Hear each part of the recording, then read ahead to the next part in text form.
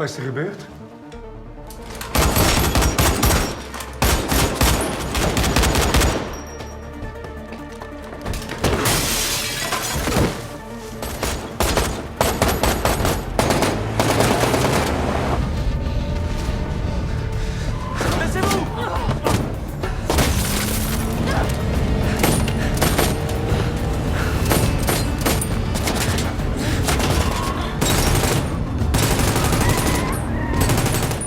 Sound roll and action. Eyo, what's up warga nobar? Ada yang gatel-gatel tuh katanya di penjara. Piye kabare? Saya toh ya, dari kemarin Mas Burhan udah ngasih kalian film-film terbaru dari tahun 2025. Dan kali ini Mas Burhan akan membawakan film dari Prancis yang baru dirilis tahun 2025 juga, yang berjudul Ad Vitam. Menceritakan mantan pasukan khusus anti-teror yang mati-matian menyelamatkan istrinya akibat diculik oleh orang suruhan menteri. Ada banyak sekali intrik dan strategi politik di film ini. Penasaran? Langsung saja kita sikat ceritanya. Let's get it! Kupadukan irama lewat kata-kata, tak usah lama-lama, siapkan mata telinga dan anu-anuan kalian semua. Sudah tidak sabar, mari kita nobar.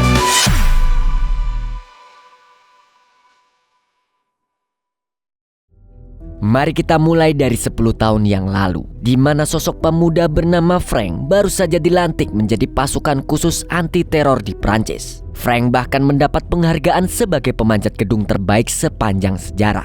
Dari pelantikan tersebut, diketahui bahwa ayah Frank adalah salah satu pasukan anti-teror yang berprestasi. Sayangnya beliau sudah wafat di saat usia Frank baru menginjak 8 tahun. Dan sekarang adalah saatnya Frank untuk melanjutkan prestasi tersebut.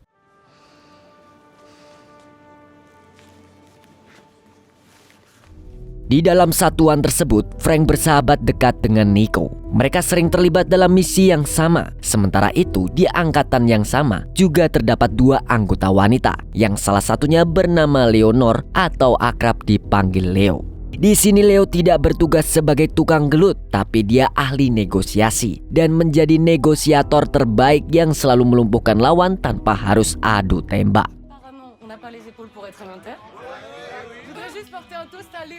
Cette magnifique négo. Allez,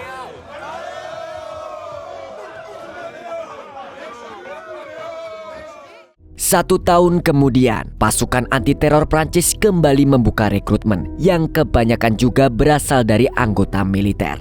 Salah satu anggota yang akan bergabung adalah Benjamin. Sebagai tentara, Benjamin tidak hanya memiliki keahlian gelut, tapi juga keberanian dan nyali yang tinggi. Kelebihan Benjamin yang sering dipanggil Ben itu membuat Frank tertarik untuk memasukkannya sebagai anggota tim.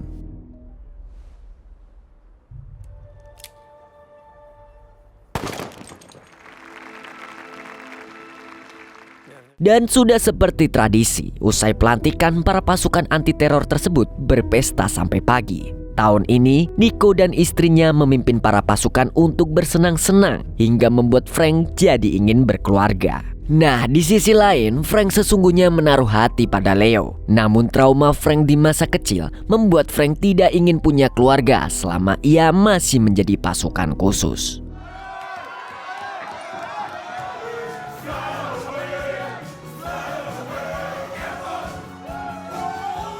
Tapi rupanya Leo juga jatuh hati kepada Frank. Sebagai teman seangkatan, mereka sesungguhnya jarang berbicara kecuali dalam misi. Akan tetapi, malam ini ketika Frank memiliki lebih banyak waktu untuk berbicara dengan sang negosiator ini, Frank menyadari bahwa Leo adalah wanita yang menarik. Nah, perasaan Frank itu langsung membuat Nico dan istrinya yang bernama Manon mendesak Frank untuk segera mendekati Leo. Nico dan Manon meyakinkan Frank bahwa pernikahan tidaklah buruk. Bahkan Nico berkata kepada Frank bahwa sumber kebahagiaan seorang pria terletak pada kebahagiaan keluarga. Dan pada akhirnya Frank mendengarkan nasihat dari Nico, lalu mengajak Leo untuk menikah.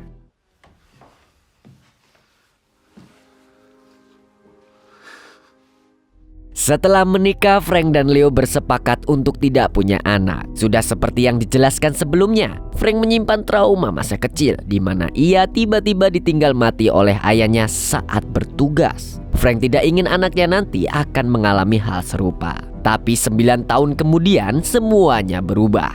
Leo ternyata hamil dan diam-diam ia menginginkan kehamilan itu. Namun saat ia ingin memberi kabar bahagia ini kepada Frank, Frank tiba-tiba mendapat misi rahasia. De toute façon, on arrive là, ok? Il y a la police? À tout de suite. Je sais pas. Ça vient de se passer, je t'ai appelé direct. Les gars, on va faire un détour là au Trianon, il y a une fusillade.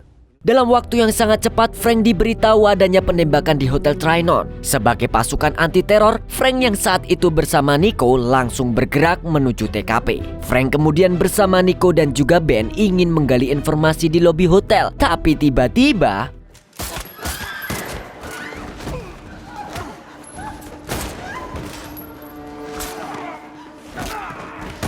penembakan itu tentu mengejutkan semua pihak. Untungnya pasukan anti-teror segera mengendalikan situasi. Sayangnya Ben terluka parah akibat serangan itu, sementara Nico justru tewas tertembak.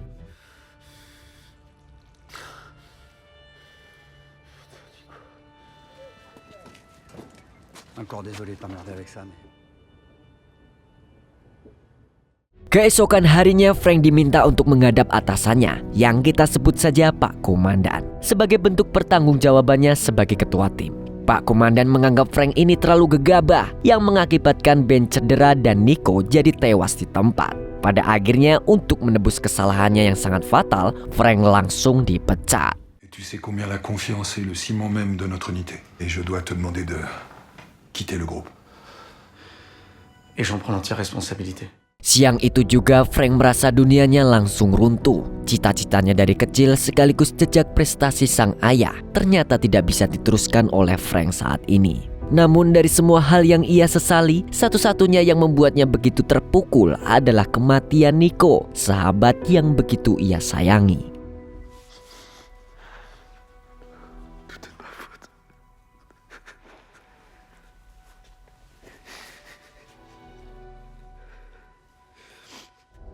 Esoknya, Frank mendatangi pemakaman Nico yang diselenggarakan dengan upacara militer sebagai penghormatan terakhir. Tak lupa Frank menenangkan anak-anak Nico yang pada akhirnya kehilangan sang ayah, sama seperti dirinya dulu. Dan tiba-tiba saja usai dari pemakaman, Frank melihat Leo tengah berbicara dengan Pak Komandan di kejauhan. Setibanya di rumah, Leo bercerita kalau dia ingin keluar dari pasukan elit dan itu membuat Frank sangat terkejut. Di saat Leo beralasan ingin fokus berumah tangga, Frank justru berpikir sebaliknya. Sekarang Frank baru saja dipecat, itu berarti Frank harus bekerja 2 kali lebih keras jika Leo juga keluar dari satuan. Vivre une petite vie de merde dans un pavillon. C'est peut-être un signe. Un signe de quoi? Je veux rien construire, moi. C'était pas ça, hein. Je suis désolé. Frank kemudian mengunjungi Ben di apartemennya. Tanpa diduga, Ben juga keluar dari satuan. Akibat cedera lututnya yang sangat parah, Ben akan dipindah ke bagian administrasi, di mana Ben merasa lebih baik kalau keluar daripada tidak diturunkan ke lapangan untuk bertugas. On a juste fait notre devoir, point barre. Plus jamais tu me parles de ta responsabilité dans cette affaire. Dan sesaat setelahnya Frank pulang ke rumah dan meminta maaf pada Leo karena ia memarahi Leo sampai hilang kendali. Esok malamnya Leo mengajak Frank makan malam. Dan pada akhirnya Leo mengatakan alasan utama mengundurkan diri dari pasukan khusus adalah karena ia sedang hamil. Dan karena melihat kebahagiaan sang istri, Frank pun mendukung Leo mempertahankan kehamilan tersebut.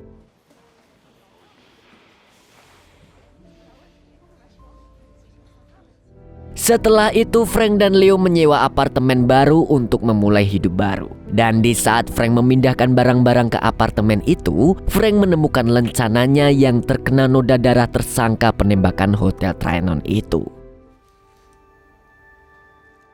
Frank kemudian mendatangi lab forensik kemiliteran untuk memeriksa identitas pemilik darah tersebut. Yang anehnya, ketika hasil labnya keluar, Frank diminta untuk merahasiakan identitas tersangka. Rupanya tersangka penembakan Hotel Trianon adalah seorang pria bernama Salim, yaitu mantan pasukan khusus yang bertugas Direktorat Keamanan.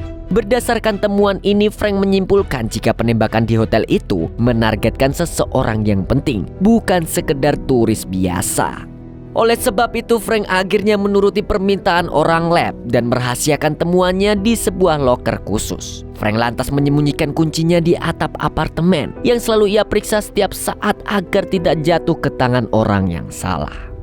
Beberapa bulan kemudian, Leo dan Frank mengadakan pesta ulang tahun sebagai kejutan untuk anak mendiang Nico yang kedua. Karena sejak Nico tiada, Frank berjanji untuk merawat anak-anak Nico seperti putranya sendiri.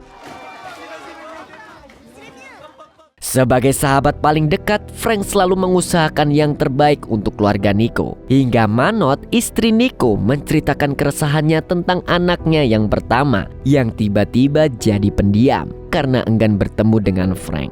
Frank lantas menemui anak sulung Nico. Awalnya Frank mengira kalau si sulung masih menyalahkan Frank atas kematian sang ayah. Tapi tanpa diduga, si sulung ternyata meyakini bahwa Frank telah menemukan sesuatu yang dapat mengungkap fakta di balik kematian Nico. Tu sais des choses sur la mort de papa. C'est vrai ça? Commence déjà par ouvrir ta gueule et à dire ce que tu sais. Dorongan dari putra Nico itulah yang membuat Frank akhirnya memberanikan diri untuk menemui seseorang jurnalis. Saking hati-hatinya, Frank meminta pertemuan diadakan di tempat yang sangat jauh dari kota. Dan sebelum menyerahkan barang bukti di balik penembakan Hotel Trianon, Frank berusaha memastikan jika identitasnya tidak akan diungkap kepada siapapun. Vous m'avez parlé de l'affaire du Trianon Palace. Vous devez savoir qu'aucun journaliste n'est obligé de communiquer ses sources. J'y étais. Je faisais partie du groupe d'intervention. Sialnya, jurnalis tersebut rupanya seorang pasukan khusus yang sedang menyamar. Maka dengan cepat informasi Frank langsung sampai di telinga Menteri Pertahanan dan menganggap Frank sebagai ancaman. Singkat cerita, penembakan di Hotel Trianon ternyata memang bukan kasus warga sipil. Semua itu bermula dari pejabat tinggi CIA yang berniat mengadakan pertemuan dengan pihak Australia di Prancis. Dan disinilah celah dari orang Direktorat Keamanan Prancis untuk mencuri dokumen rahasia dari CIA. Tapi tanpa diduga, misi itu justru digagalkan oleh orang CIA itu sendiri. Tragedi itu menjadi semakin rumit ketika pasukan anti-teror datang ke hotel dan dianggap melakukan intervensi. Disitulah momen di mana Nico dan Ben menjadi korban. Jadi, berhubung tragedi penembakan ini bersinggungan dengan CIA, sang menteri khawatir jika akan berdampak buruk pada situasi diplomatik antar negara. Oleh sebab itu, sang menteri pun memerintahkan bawahannya untuk merebut barang bukti tersebut dari Frank bagaimanapun caranya. Vous vous débrouillez comme vous voulez, mais vous me récupérez cette preuve. Dan musuh terberat kita muncul lagi. Pihak Direktorat Keamanan menghubungi seorang pembunuh bayaran yang kita panggil Samidi untuk menghabisi Frank. Sementara itu, di saat yang sama Frank tengah mengantar istrinya memeriksa kehamilan yang memasuki usia 8 bulan. Dokter memprediksi kalau Leo akan melahirkan 2 minggu lagi. Namun ketika mereka pulang dari rumah sakit, tanpa diduga seseorang telah membobol apartemen mereka. Melihat hal itu, Leo merasa terkejut. Ternyata hal ini sudah terjadi yang kedua kalinya dalam kurun waktu 1 minggu. Leo pun langsung curiga kalau suaminya menyimpan sesuatu. Tapi karena Frank tidak mau Leo berpikir macam-macam, Frank mengaku tidak tahu apa-apa soal ini. Esoknya, Frank menemui Ben untuk mendiskusikan hal ini. Meskipun merasa prihatin, namun Ben berkata bahwa ia tak ingin terlibat apapun dengan intrik antar intel. Terlebih lagi, Frank juga harus mengkhawatirkan istrinya yang akan melahirkan sebentar lagi. Setelah itu, Frank kembali bekerja seperti biasa. Usai dipecat dari pasukan khusus, Frank bekerja di sebuah agensi perawatan gedung-gedung tinggi. Tapi siang ini, ketika Frank hampir menyelesaikan pekerjaannya, tiba-tiba saja tanpa diduga Frank hampir saja celaka di tempat kerja. Dan pada saat itulah Frank melihat seseorang yang tampaknya sengaja mengikuti Frank. Otomatis Frank langsung bergerak cepat. Pikirannya seketika tertuju kepada istri ketika Frank tidak bisa menangkap pria itu. Sialnya, Leo saat ini tidak bisa dihubungi. Maka tanpa perlu berpamitan dengan rekan kerjanya, Frank langsung pulang saat itu juga. Tapi untungnya saat Frank tiba di rumah, Leo ternyata baik-baik saja. Meskipun tetap saja Frank merahasiakan masalahnya dari Leo, yang diam-diam membuat Leo semakin curiga. Sementara itu di saat yang sama Samidi dijemput oleh si Panjul, yaitu pria yang hampir mencelakakan Frank di tempat kerja. Namun tanpa diduga Samidi justru menghabisi Panjul saat itu juga.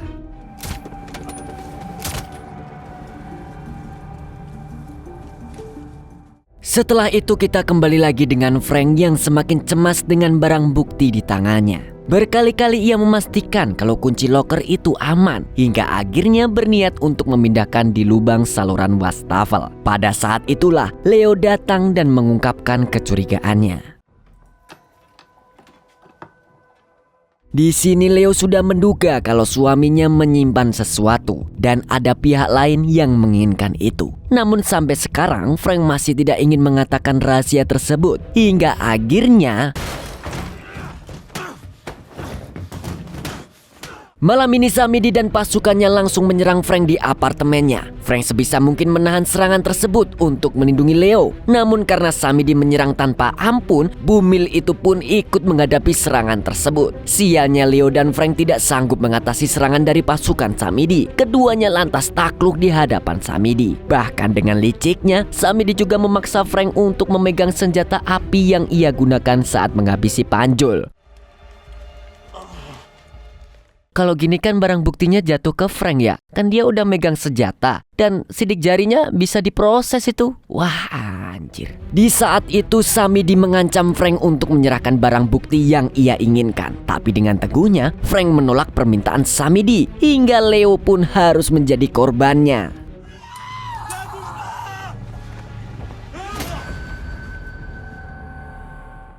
Sayang sekali keteguhan Frank harus dibayar mahal. Samidi berhasil menculik Leo dan membawanya ke tempat asing. Samidi berjanji akan membebaskan Leo jika Frank membawa kunci loker barang bukti itu kepadanya. Ia akan memberi ponsel khusus kepada Frank untuk melacak lokasi Samidi. Dan yang jelas Frank tidak bisa melaporkan penculikan ini ke polisi karena Frank sekarang juga menjadi buronan atas pembunuhan si Panjul. Tuh kan bener.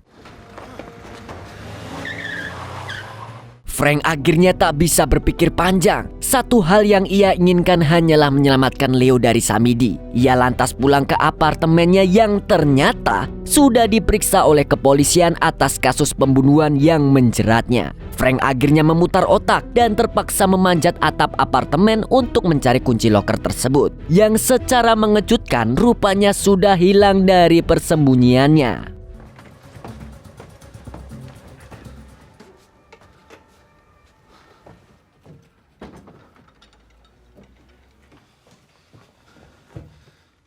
Hati Frank pun bergejolak hebat. Hilangnya kunci itu kontan membuat Frank terkejut. Sialnya sebelum Frank melarikan diri, keberadaannya malah diketahui oleh polisi.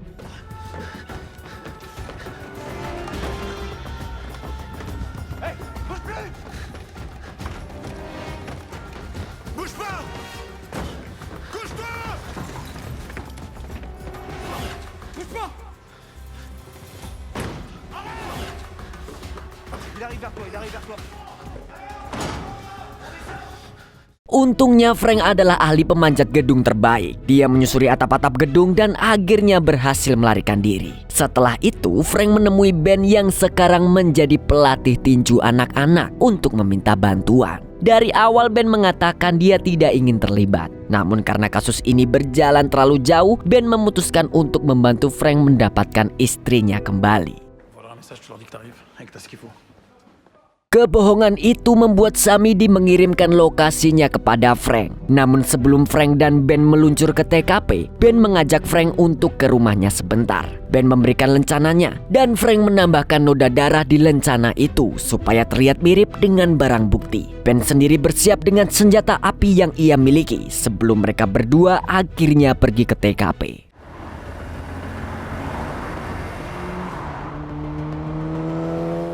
Dan sesaat sebelum Frank tiba di lokasi pertemuan, ia berpisah dengan Ben. Ben nanti akan bertugas untuk berjaga-jaga seandainya Frank butuh bantuan sewaktu-waktu.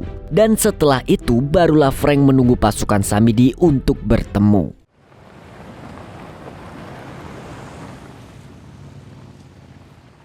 Beberapa saat kemudian Frank tiba di sebuah bangunan terbengkalai. Di sanalah Samidi langsung menghadangnya dan meminta barang bukti yang ia inginkan. Akan tetapi sebelum Frank memberikannya, ia minta untuk bertemu dengan Leo terlebih dahulu.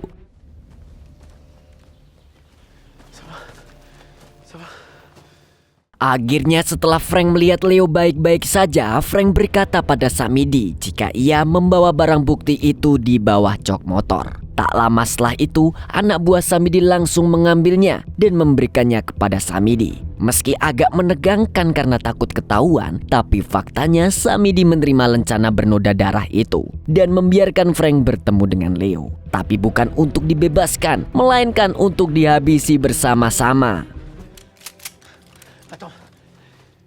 Di saat yang kepepet ini, Ben datang dari arah hutan. 3 anak buah Samidi yang tadinya menjaga Frank dan Leo pun juga dihabisi dengan cepat, sehingga Frank dan Leo bisa menyelamatkan diri.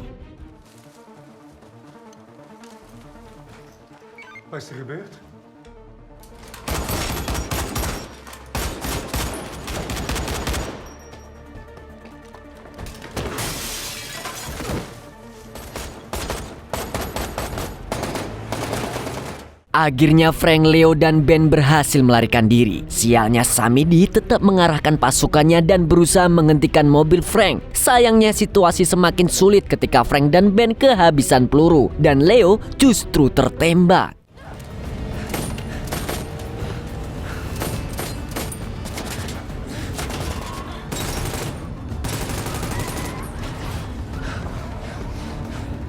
Melihat istrinya yang kesakitan, Frank jadi panik. Ia kemudian berpikir dengan cepat. Frank meminta Ben untuk mengantar Leo ke rumah sakit terdekat, sementara Frank akan memisahkan diri dan mengalihkan perhatian Samidi. Dan benar saja, Samidi sempat kebingungan karena fokusnya harus terpecah. Namun ia segera mengutus anak buahnya untuk mengejar Ben, sedangkan ia sendiri akan mengejar Frank.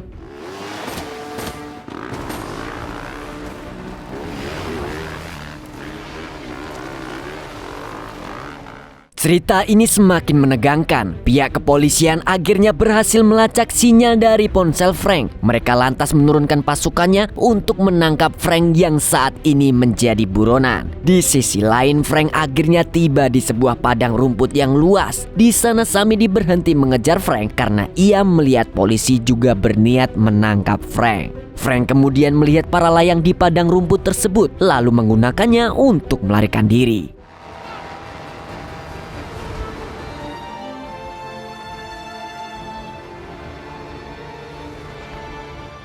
Frank pun bisa menjauh dari Samidi maupun para polisi. Ia kemudian menghubungi Ben untuk mengetahui kondisi istrinya yang sialnya mulai tak sadarkan diri. Frank kemudian meminta Ben untuk lewat jalan alternatif di mana mereka bisa tiba di rumah sakit lebih cepat. Sementara di sisi lain, anak buah Samidi masih mengikuti Ben.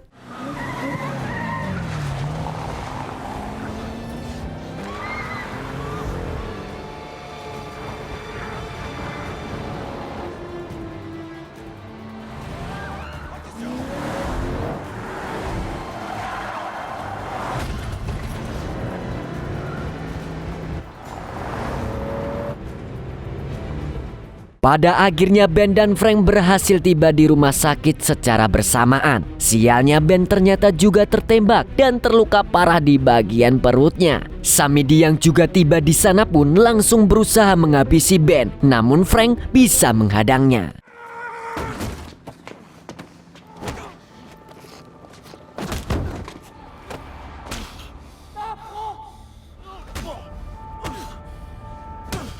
Sesaat kemudian pasukan anti-teror datang dan ingin melumpuhkan Frank. Namun Frank meminta waktu terlebih dahulu untuk menyelamatkan Leo dan juga calon bayinya.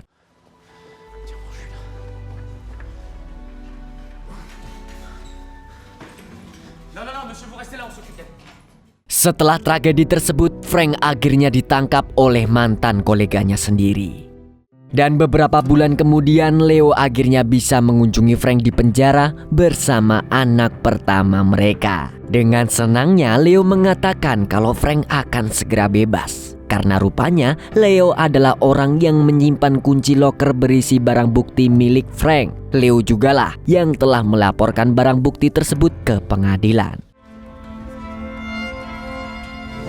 Ça c'est l'écusson avec les traces de sang.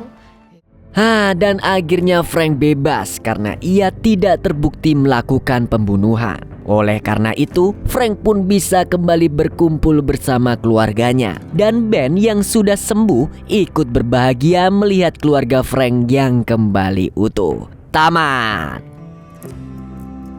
Nah, dari film ini bisa disimpulkan bahwa pemerintah bisa saja semena-mena terhadap masyarakatnya hanya untuk melindungi citra politik semata. Tapi di luar cara pemerintah yang kejam seperti itu, kita masih bisa melihat bagaimana perjuangan Frank untuk menyelamatkan keluarga dan teman-teman terdekatnya. Ya, segitu dulu dari Mas Burhan sang kicomania mewakili orang-orang yang sudah menemukan jodohnya di tahun ini. Mengucapkan sampai jumpa di video selanjutnya. Bye-bye, peace out.